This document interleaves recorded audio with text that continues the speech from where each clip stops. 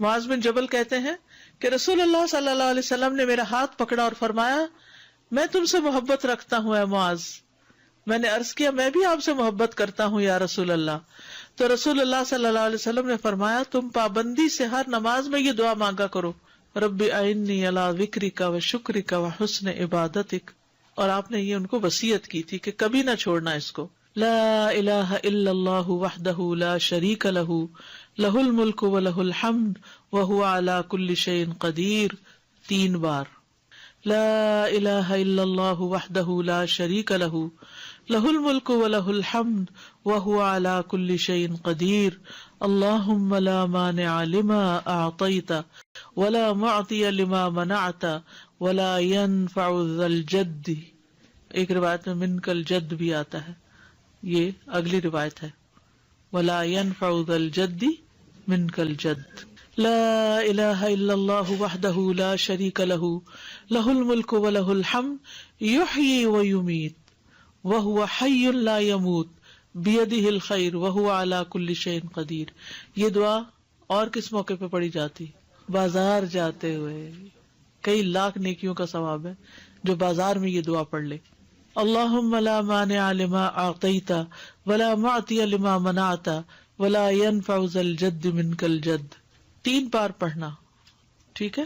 یعنی لا الہ الا اللہ وحدہ 3 بار اور پھر اللہم لا مانع. لا الہ الا اللہ وحدہ لا شریک لہ لہ الملک و لہ الحمد وہو علی کل شیء قدیر. لا حول ولا قوة الا باللہ. لا الہ الا اللہ ولا نعبد الا ایاہ لہ النعمۃ ولہ الفضل ولہ الثناء الحسن. لا الہ الا اللہ مخلصین لہ الدین ولو کرہ الکافرون. رب قنی عذابک یوم تبعث عبادک.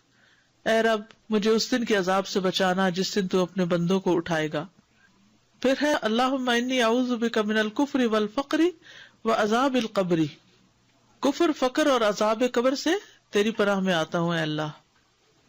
پھر اللہم اغفر لی ما قدمت وما اخرت وما اسررت وما اعلنت وما اسرفت وما انت اعلم به منی انت المقدم وانت المؤخر لا الہ الا انت.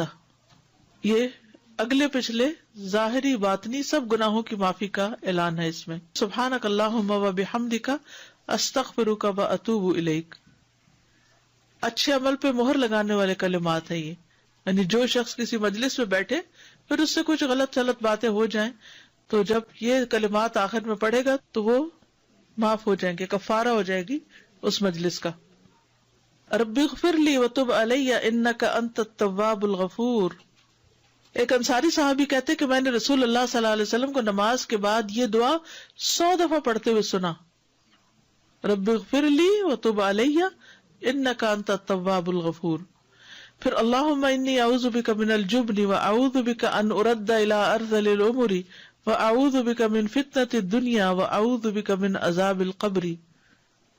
پھر ہے اللہم اغفر لی وارحمنی واہدنی وارزقنی. فجر کی فرض رکعات کے بعد کے اذکار. سبحان اللہ 100 بار، لا الہ الا اللہ 100 بار، ٹھیک ہے؟ 100 دفعہ والے 2 اذکار. ابو ہریرہ کہتے ہیں کہ رسول اللہ صلی اللہ علیہ وسلم نے فرمایا جو صبح کی نماز کے بعد 100 دفعہ سبحان اللہ اور 100 دفعہ لا الہ الا اللہ پڑھے اس کے گناہ معاف ہو جائیں گے اگرچہ وہ سمندر کی جھاگ کے برابر ہوں. سلام کے بعد تشہد کی حالت میں کسی سے بات کیے بغیر ذکر کرنا، کسی سے بات کیے بغیر ذکر کرنا.